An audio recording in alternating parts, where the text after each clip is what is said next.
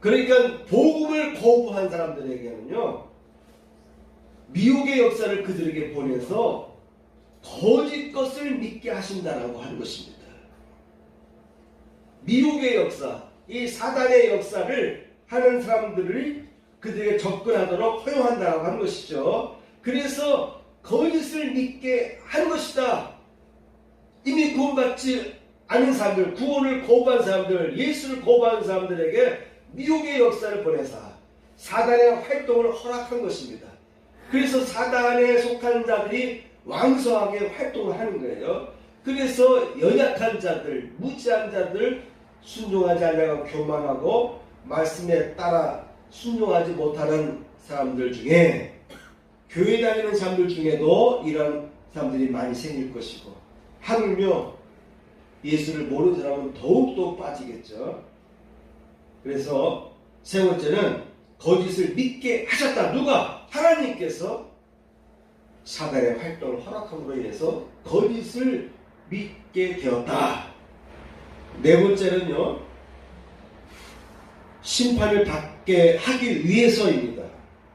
본문 12절 보면 진리를 믿지 않고 불의를 좋아하는 모든 자들로 하여금 심판을 받게 하려 하십니다. 미혹의 역사를 허용한 것은 불법의 사람들이 나타나서 거짓을 전하는데 유혹을 하는 거예요. 그렇게 유혹을 하도록 하나님께서 허락하신 것은 진리를 믿지 않고 예수를 믿지 않냐고 불의를 좋아하는 모든 자들로 하여금 심판을 받게 하려고 유혹에 빠지도록 허락했다라고 여러분 이해하시면 되겠습니다. 그러니까 여러분, 이단에 빠지는 것은 앞으로 나타날 이 불법의 사람에게 끌려갈 사람들, 유혹될 사람들의 특징은 바로 이와 같은 네 가지 요소 때문에 불법의 사람에게 유혹될 것이다. 이것을 오늘날로 보면 이단에 빠지는 사람들은 이와 같은 이유로 인해서 이단에 쉽게 빠지게 된다라고 하는 것입니다. 오늘 성경 본문은 데살로니가 후서 2장 1절에서 12절까지입니다. 아멘. 제목을 보시겠습니다. 불의의 모든 속임으로 멸망하는 자들에게 있으리라. 오늘은 불의의 모든 속임으로 멸망하는 자들에게 있으리라 라는 제목으로 말씀을 나누겠습니다. 불의의 모든 속임으로 멸망하는 자들에게 있으리라. 제가 금요일에 차를 타고 가려고 하는데 60대 분 같아요. 60대 초반 중반에 있는 분 같은데 두 여자분이 다가와서 아버지 그렇게 했나? 아버님 했나? 그러더니 쳐다보니까는 말씀 배워야지 그러더라고. 자, 그럼 뭡니까? 신천자 아니에요, 그죠? 그래서 난 신천자와 대화 안 해요. 그러니까 아, 왜요? 좋은데요. 그래서 이단하고 대화 안 합니다 했더니 몇 마디 이렇게 하더니 쑥 지나가더라고요. 요즘에도 우리 주변에는 이단에 돋지 않게 살아가는 사람들이 많이 있습니다. 현 시점에서 볼 때 최근에는 오늘날은 교회가 지어져 있다고 해서 교회에 찾아가는 사람들은 많지 않아요. 거의 없다고 볼 수도 있어요. 전도해도 힘든 시대입니다. 그나마 전도했다라고 하면 옛날에 다녔다가 중단했던 사람들 다시 권해서 마치 타이밍이 맞아서 그분들이 교회로 나아갈까. 그런데도 불구하고 이단에 도출해서 속해서 살아가는 사람들이 많다고 하는 것이에요. 이단에 속한 사람들은 공통적으로 거짓되고 잘못된 교리를 배우는데도 열심을 냅니다. 다른 시간을 아껴서라도 열심을 내서 그들의 잘못된 교리를 배우는데도요, 열심으로 참여합니다. 그리고 나서 교회 다니는 사람들에게 그 잘못된 교리를 전하려고 다가옵니다. 그런데 그런 사람들, 접촉한 사람들 중에서 상당수의 사람들이 이단에 빠지게 될 일들이 있어요. 바로 어리숙하고 병든 그리스도인들은 이단과 만나게 되면요, 영향을 받게 돼 있어요. 내 안에 마음이 좀 준비가 안 되고 영적으로 훈련되지 않는 상태에서 말씀의 지식이 부족한 상태에 있다가 그러다가 이단자들과 접촉하게 되면요, 그때 영향을 받아요. 그래서 영이 변화되기 시작합니다. 서서히 변화되기 시작하면서 나중에 이단에 쏙 빠져서 빠져나오지 못하는 상황에 빠지는 사람들이 많이 있습니다. 예수님께서는요, 너희의 의가 서기관과 바리새인보다 더 낫지 못하면 결단코 천국에 들어가지 못하게 될 것이다 라고 말씀해 주셨어요. 당시에 유대인들의 종교를 이끌어가는 서기관과 또한 율법을 행하는데 열심히 있었던 바리새인들이 있었는데 그들보다 더 나아야 된다. 여러분들의 의가, 너희의 의가 저들보다 더 낫지 못하면 결단코 천국에 들어가지 못하게 될 것이다 라고 말씀해 주셨습니다. 이는 율법, 법, 하나님을 섬기는 모든 면에 있어서 서기관과 바리새인보다 더 나은 삶을 살아가지 못하면 안 된다는 주님의 경고의 말씀이셨습니다. 하물며 이단들의 열심보다 못한 신앙생활을 한다면 어떻겠습니까? 오늘날 그러한 사람들을 만났을 때 예수님께서 뭐라고 말씀하실까요? 그래서 제가 오늘 지난주에 이어서 종말론 또는 재림에 관해서 좀 더 구체적으로 말씀을 전하려고 합니다.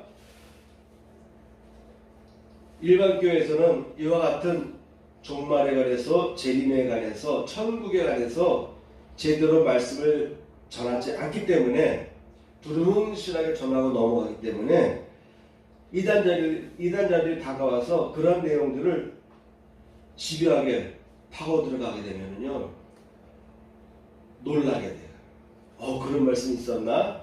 그러면서 그들에게 현혹되어서 빠져 들어가게 됩니다. 그래서 오늘은 지난주에 이어서 좀 더 구체적으로 그런 부분을 다루려고 하는 것이니까 여러분 잘 들어보시기 바랍니다. 기본적인 말씀을 모르면 소경처럼 길을 헤매다가 잘못된 길과 수렁에 빠지게 됩니다. 그러므로 아직 기회 있을 때에, 아직 시간이 있을 때에 시간을 내서 말씀을 배우는데 우리 크리스찬들이 열심히 노력을 해야 되겠습니다. 1980년대 중후반부터 말씀 운동이 일어났습니다. 그 이전에는 주로 교회마다 부흥회를 통해서 부흥 강사님이 교인들에 대한 영적인 교육을 다뤘어요. 그리고 1980년대 후반부터는요, 우리나라에서도 보면은 극소수의 교회들이 제자화를 해야 된다, 교인들을 말씀으로 양육해야 된다라는 그런 취지를 가지고 연구하고 또한 교인들을 그 같은 시스템에 의해서 가르치는 운동이 일어났어요. 그래서 교회마다 말씀 운동이 많이 났습니다. 교회마다 교회 안에 말씀을 배우고 훈련하는 그 어떤 말씀 학교들이 많이 운영되었습니다. 근데 요즘에는 그러한 기능이 많이 상실됐어요. 그러므로 이제라도 기회 있을 때 시간을 내서 열심을 내서 말씀을 배우는데 힘을 써야 될 필요가 있겠습니다. 배운 대로 예수님의 제자로서 실천하며 틈나는 대로 복음에 직인된 삶을 살아가야 되겠죠. 그리고 배운 대로 예수님의 제자로서 실천하며 틈나는 대로 복음의 증인의 삶을 살아야 합니다. 오늘 첫 주부터 4주 동안은 우리 그리스도인들은 아기 예수로 오신 성탄절을 맞을 준비를 하며 지내게 되어 있습니다. 그런데 성탄절과 주님의 재림의 이 두 축은요, 동전의 앞과 뒷면과 같습니다. 성탄절을 우리가 즐겁게 맞이한다는 의미는 또한 주님의 다가올 재림을 기쁜 마음으로 준비한다 라고 하는 그와 같은 두 축이 서로 연결되어 있다라고 이해하시기 바랍니다. 예수 그리스도께서 인간의 몸을 입은 아기 예수로 이 땅에 오신 것은 십자가상에서의 영원한 속죄를 이루시고 모든 사람을 죄로부터 영원한 구원으로 인도하기 위해서 오신 것이죠. 또한 하늘로 승천하신 예수님께서는 장차 재림하여 오실 때에 창세로부터 이미 예비하여 주신 영원한 나라로 이끌기 위해서 예수님께 속한 모든 사람들을 그 나라로 인도하기 위해서 예수님께서는 모든 처자들과 함께 하늘로부터 구름을 타고 영광 중에 오신다고 하는 것입니다.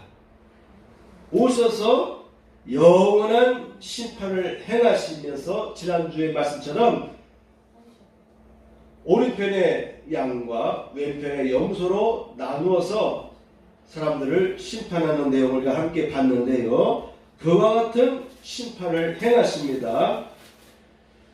구원을 얻은 백성을 영원한 나라로 이끌어 주시기 위해서, 그래서 그런 심판을 통해서 구원받은 백성들을 준비된 영원한 나라로 이끌기 위해서 주님은 다시 오시겠다고 약속하신 것이에요. 그러므로 성탄절과 주님의 재림 또한 영원한 심판에 관한 메시지는 서로 분리될 수 없는 연결된 메시지라고 이해하시기 바랍니다. 그래서 성탄절 하면은 주님이 다시 오신다. 주님께서 인간의 몸으로 이 땅에 아기 예수로 태어난 날이 성탄절이라 한다면 재림은 부활할 때의 그 모습으로 다시 하늘에서 천사들과 함께 이 땅에 내려오시는 그런 사건이 바로 일어날 것인데, 그 사건에 대해서 그런 현상, 그런 주님의 오심에 대한 표현을 우리는 재림이다 라고 표현합니다. 그런 재림을 통해서 심판이 있고 심판을 통과한 구원받은 백성들은 창세로부터 예비된 영원한 천국에 들어간다고 하는 것이죠. 그렇다면 첫째, 왜 이달에 빠지는 걸까를 생각해 볼 필요가 있겠습니다. 여러분, 왜 이달에 빠지게 될까요? 오늘 본문 데살로니가 후서에 보면은 왜 사람들이 이달에 빠지는가에 대한 설명을 사도 바울이 자세히 풀어주고 있습니다. 첫 번째, 본문 9절 말씀 보면은 악한 자가 나타나서 사단의 활동을 따라 모든 능력과 표적과 기적과 불의의 모든 속임으로 멸망한 자들에게 있으리라 라고 사도 바울은 설명하고 있습니다. 불법한 자가 나타납니다. 불법한 자는 거짓을 가지고 다가온다. 본문에 보면 3절입니다. 불법의 사람 곧 멸망의 아들이 나타날 것이다. 그런데 이 불법의 사람 멸망의 아들이 나타나기 전에는 그날은 주님이 강림에 오시는 날, 강림 또는 재림이라고 표현되는데, 주의 강림이 오시기 전에 먼저 있어야 될 일은 불법의 사람 멸망의 아들이 나타난다고 하는 것입니다. 그래서 8절 보면 불법한 자라고 묘사하고 있습니다. 두 번째입니다. 10절, 구원을 받지 못했기 때문에 그렇습니다. 왜 이단에 빠지느냐? 첫째, 불법한 자가 거짓으로 유혹하기 때문이고, 둘째는 구원을 받지 못하는 사람들이 그 거짓에 빠진다 이 말입니다. 그러니까 여러분, 이단에 빠진다는 의미는 구원받지 못한 사람들이 이단에 빠진다라고 하는 것입니다. 10절, 이는 그들이 진리의 사랑을 받지 아니하여, 진리의 사랑을 받지 아니하여. 이 말은 뭡니까? 복음을 받지 않았다, 하나님의 말씀을 받지 않았다라는 것을 의미하는 것입니다.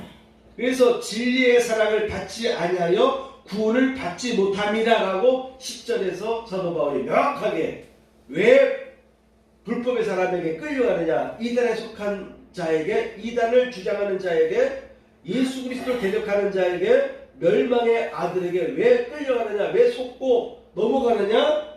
구원을 받지 못한 사람들이기 때문에 그렇다. 왜?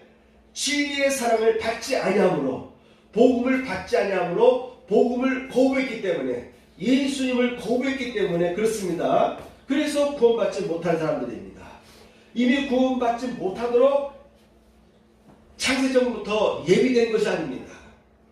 장로교식으로 말하면 이미 구원받을 사람과 구원받지 못할 사람을 이미 다 예정해 놨다라고 그들은 얘기하는데, 그것이 아니고요, 진리의 사랑을 받지 않은 것 때문에 구원받지 못한 사람들입니다. 그런 사람들이 이단에 빠진다, 불법을 행하는 자에게 끌려가게 돼 있다, 유혹받게 돼 있다라고 하는 것이고요. 세 번째, 거짓을 믿게 하셨기 때문이다라고 11절에서 사도 바울은 말합니다. 이러므로 하나님이 미혹의 역사를 그들에게 보내사 거짓 것을 믿게 하시는, 그러니까 복음을 거부한 사람들에게는요, 미혹의 역사를 그들에게 보내서 거짓 것을 믿게 하신다라고 하는 것입니다. 미혹의 역사, 이 사단의 역사를 하는 사람들이 그들에게 접근하도록 허용한다고 하는 것이죠. 그래서 거짓을 믿게 하는 것이다. 이미 구원받지 않은 사람들, 구원을 거부한 사람들, 예수를 거부한 사람들에게 미혹의 역사를 보내사 사단의 활동을 허락한 것입니다. 그래서 사단에 속한 자들이 왕성하게 활동을 하는 거예요. 그래서 연약한 자들, 무지한 자들, 순종하지 않냐고 교만하고 말씀에 따라 순종하지 못하는 사람들 중에, 교회 다니는 사람들 중에도 이런 사람들이 많이 생길 것이고, 하물며 예수를 모르는 사람은 더욱더 빠지겠죠. 그래서 세 번째는 거짓을 믿게 하셨다. 누가? 하나님께서 사단의 활동을 허락함으로 인해서 거짓을 믿게 되었다. 네 번째는요, 심판을 받게 하기 위해서입니다. 본문 12절 보면 진리를 믿지 않고 불의를 좋아하는 모든 자들로 하여금 심판을 받게 하려 하십니다. 미혹의 역사를 허용한 것은 불법의 사람들이 나타나서 거짓을 전하는데 유혹을 하는 거예요. 그렇게 유혹을 하도록 하나님께서 허락하신 것은 진리를 믿지 않고 예수를 믿지 아니하고 불의를 좋아하는 모든 자들로 하여금 심판을 받게 하려고 유혹에 빠지도록 허락했다라고 여러분 이해하시면 되겠습니다. 그러니까 여러분, 이단에 빠지는 것은 앞으로 나타날 이 불법의 사람에게 끌려갈 사람들, 유혹될 사람들의 특징은 바로 이와 같은 네 가지 요소 때문에 불법의 사람에게 유혹될 것이다. 이것을 오늘날로 보면 이단에 빠지는 사람들은 이와 같은 이유로 인해서 이단에 쉽게 빠지게 된다라고 하는 것입니다. 여러분, 7절 말씀에 보면은 불법의 비밀이 이미 활동하였으나라고 되어 있어요. 사도 바울이 활동할 당시에는 유대인들이 기독교인들을 박해했어요. 그런데 시간이 흐르면서 로마의 법에 의해서, 로마의 황제들에 의해서 기독교인들이 박해를 심각하게 당하게 됩니다. 유대인들을 위해서는 유대인의 종교법에 의해서 종교 재판을 하고 돌팔 매질하고 해서 사람을 죽이려고 했잖아요. 그래서 예수님도 돌 던지고 죽이려고 했고 사도 바울도 돌을 던져가지고 사도 바울이 실신했어요. 그래서 죽은 줄 알았어요. 나중에 보니까 죽지 않아서 살아났는데 그런 박해가 있다고 한다면 로마 시대는 본격적으로 특히 네로 때 보면은 원형극장에 크리스찬들을 가둬놓고 짐승들에게 밥이 되게 하는 그런 핍박이 일어나지 않았습니까? 그래서 그 당시에 로마의 지배자들은 그들의 권력에 의해서 기독교인들을 탄압했기 때문에 저 사람이 혹시 불법의 아들 아닌가? 저 사람이 불법의 사람이 아닌가? 멸망의 아들이 아닐까라는 그런 생각들도 해보게 됩니다. 그래서 사도 바울도 불법의 비밀이 이미 활동하였으나라고 있어요. 그런데 지금은 그것을 막는 자가 있다라고 되어 있어요. 아직은 아니다라고 하는 것이죠. 그런데 그때에 앞으로 주님이 오시기 전에 불법한 자가 나타날 것이다라고 사도 바울은 언급합니다. 그러니까 이 불법의 사람은 주님이 강림하여 오기 직전에 나타날 어떤 악한 존재죠. 악한 사람입니다. 권력을 가지고 막강한 권력을 가지고 통제하는, 독재를 하고 통제하고 종교를 탄압하는 여러 나라에 걸쳐서 그의 힘을 펼칠 그런 독재자가 나타날 것이다. 제가 눈에 얘기했지만은 과연 이런 독재자가 오늘날 현대시대에 가능하냐? 가능하죠. 그렇죠? 중국에도 시진핑이 그들도 나름대로 서기장도 바뀌게 돼 있는데, 그죠?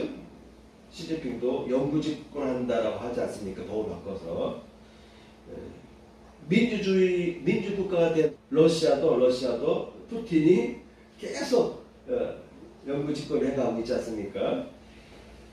어느 나라든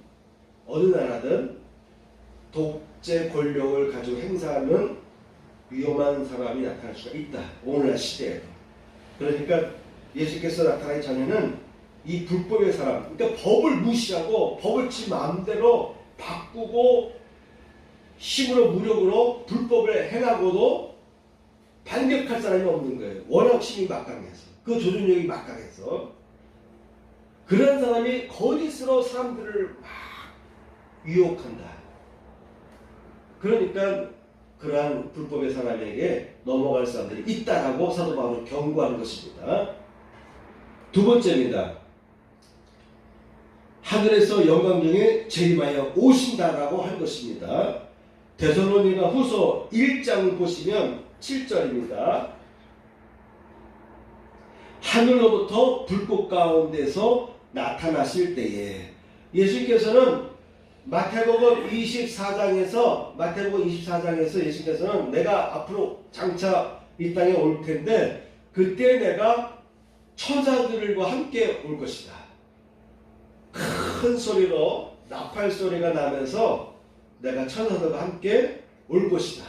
그래서 천사들을 보내서 하늘 이 끝에서 하늘 저 끝까지 천사들이 파견돼서 택함 받은 자들을 사방에서 불러 모을 것이다. 그리고 공중에서 주님과 만날 것이다. 택함 받은 자들을 다 불러 모을 것이다 라고 예수께서 예언해 주셨습니다. 그런데 사도 바울은 그런 내용들을 조금 더 구체적으로 표현하기를 불꽃 가운데서 하늘로부터 불꽃 가운데 나타나실 때라고 되어 있어요. 구름 타고 오신다는 내용이 있는데 구름 타고 오신다는 이 내용은 이단자들이 바꿔버려요. 구름은 영광을 상징합니다. 그렇죠? 우리 이렇게 예배 드리는데 갑자기 이렇게 하얀 연기로 가득 차면은요, 야, 예배 중에 연기 가득 차니까 신기한 일이 났잖아요. 그래서 우리가, 야, 하나님이 가까이 계시구나, 이곳이 하나님이 계신 곳이구나 라고 두렵고 떨게 됐죠.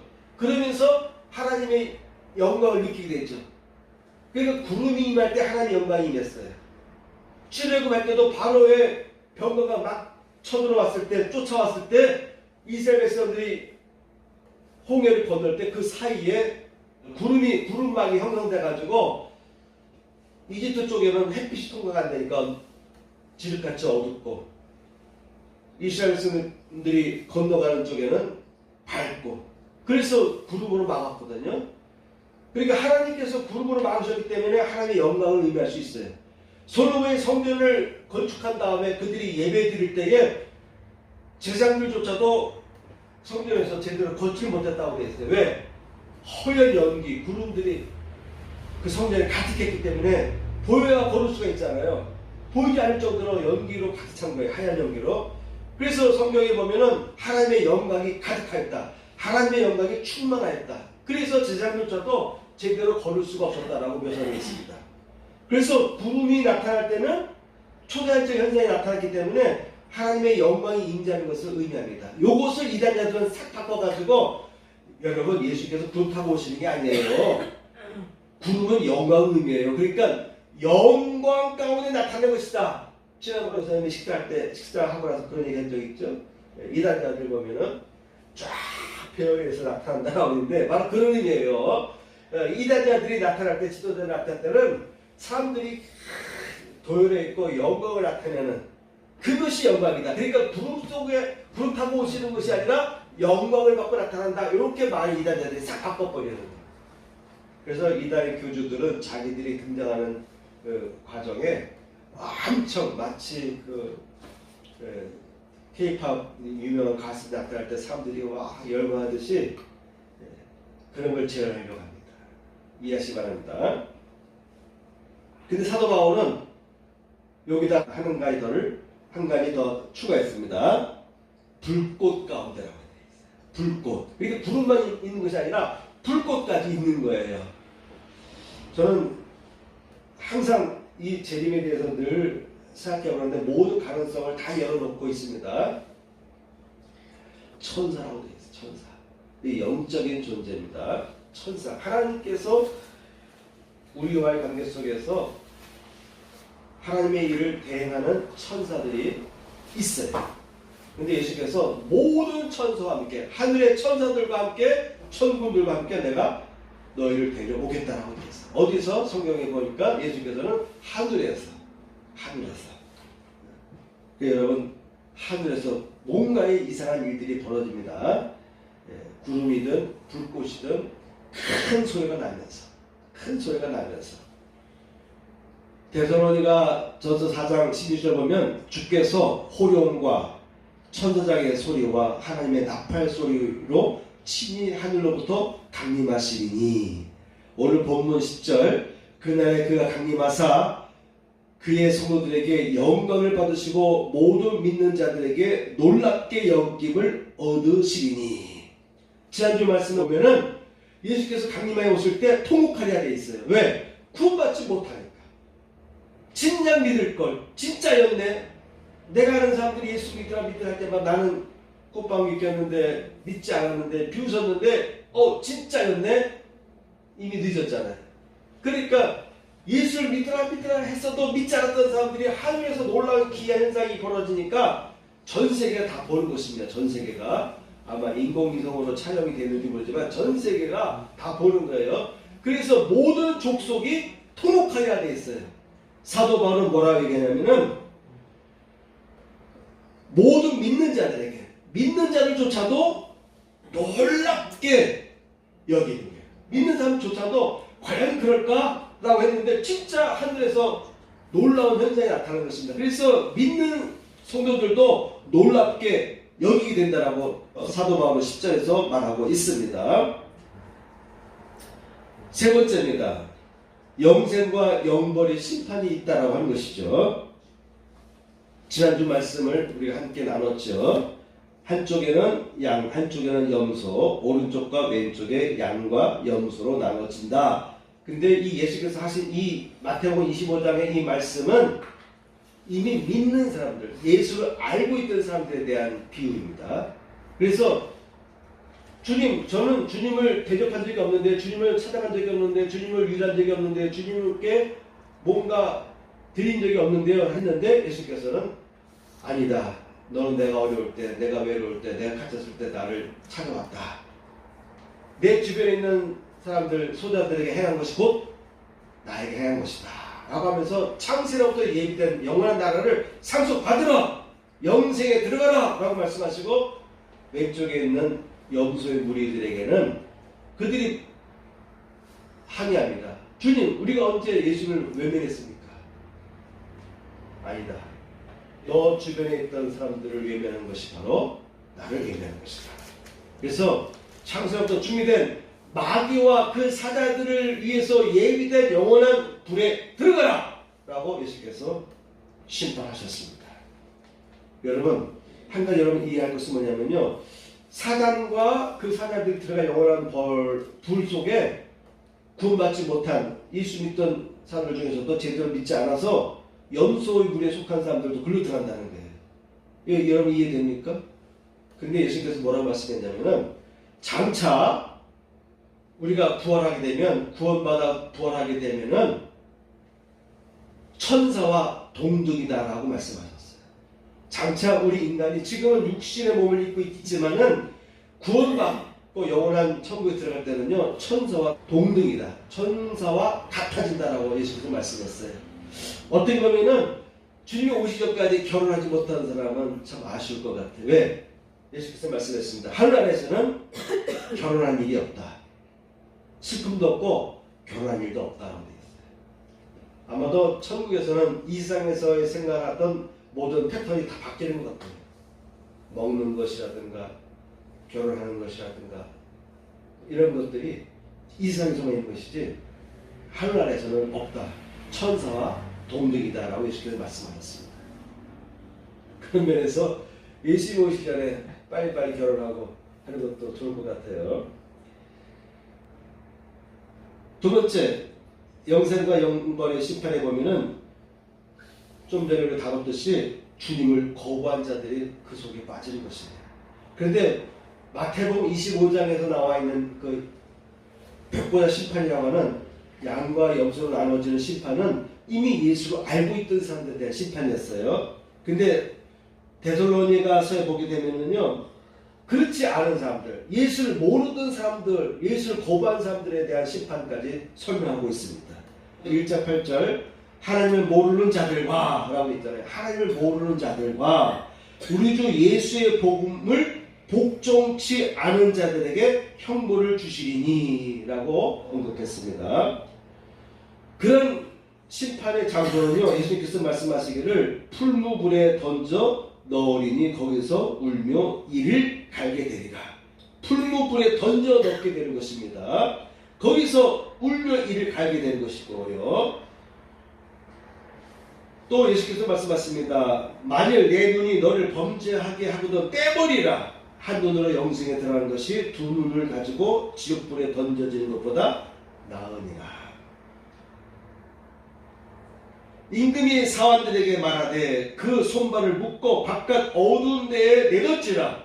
거기서 슬피 울며 이를 갈게 되리라 하니라. 마태복음 24장 51절, 어비 때리고 외식하는 자가 받는 벌에 처하리니 거기서 슬피 울며 이를 갈리라. 마태복음 25장, 이 무익한 종을 바깥 어두운 데로 내어 쫓으라. 거기서 슬피 울며 이를 갈미 있으리라 하니라. 주님이 재림하여 오실 때에 모든 족속이 통곡한다. 믿던 사람들은 놀란다. 그 결과로 오늘 제가 열거해드린 대로 마태복음에만 보더라도 슬피 울며 이를 갈 것이다라는 내용을 예수께서 여러 번 반복해서 경고하셨습니다. 이와 같이 주님을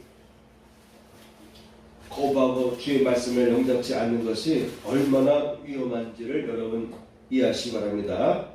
나머지 내용은 제가 4번 항목, 5번 항목 다 생략하고요. 결론만 전하겠습니다. 여러분, 주님이 오실 때까지 우리가 어떻게 살아야 되겠습니까? 데살로니가전서 5장 23절에는 평강의 하나님이 친히 너희를 온전히 거룩하게 하시고 또 너희의 온 영과 혼과 몸이 우리 주 예수 그리스도께서 강림하실 때에 흠없게 보존되기를 원하노라. 여러분의 영과 혼과 몸이 흠없게 보존되는 삶을 살아갈 필요가 있겠다라고 하는 것입니다. 그래서 여러분들 일차적으로 여러분의 영이 흠이 생기지 않도록 노력하셔야 됩니다. 첫째, 예배를 열심히 드리시고 또 말씀을 열심히 배우시고 예배를 열심히 드리고 말씀을 열심히 배우시고 그리고 교회 안에서 봉사를 많이 하시고 세상에 나가서는 사랑을 많이 베푸는 삶을 살아가시되 시간을 아끼지 마시고 여러분의 주어져 있는 시간을 충분하게 다 써서 교회에서의 시간을 충분히 쓰고 세상에 나가서 사랑을 충분하게 나눌 수 있는 그러한 삶을 살아가시길 축복합니다. 아멘. 찬양 한 곡 부르고 마치겠습니다. 그날이 도둑같이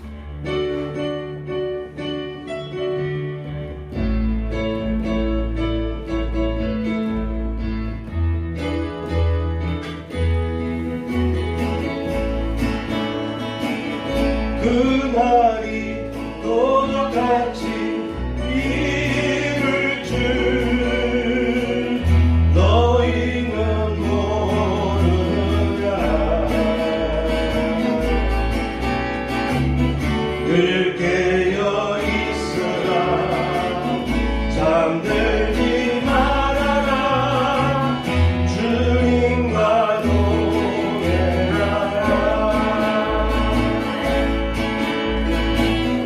항상 기뻐하라 쉬지 말고 기도하라 범사에 감사하라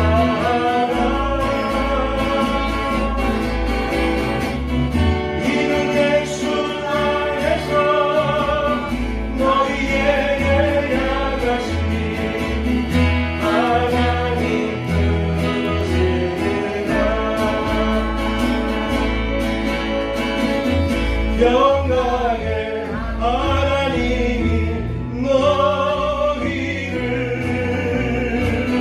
거룩하게 하시고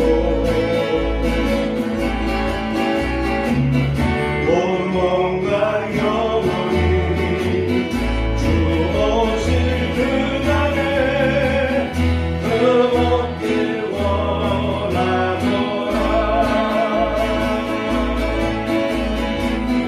항상 기뻐하라 쉬지 말고 기도하라 범사에 감사하라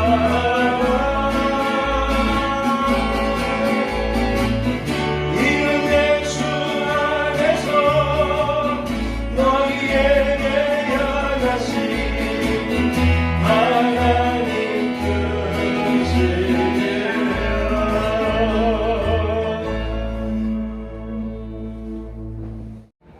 가슴에 손을 얹고 보험 기도를 드리겠습니다. 할렐루야. 하나님 아버지, 오늘도 하나님 앞에 귀한 예물들이 봉헌되었습니다. 11조를 드린 가정 위에 11조의 복이 임하게 하여 주옵소서.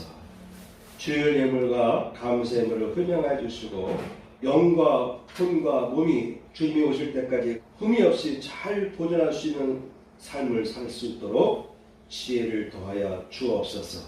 이제는 우리 구주 예수 그리스도의 은혜와 하나님 아버지의 극진하신 사랑과 성령님의 감동감화 역사하심이 이전에 참여한 성도들 위해 함께 하시기를 축복하옵나이다.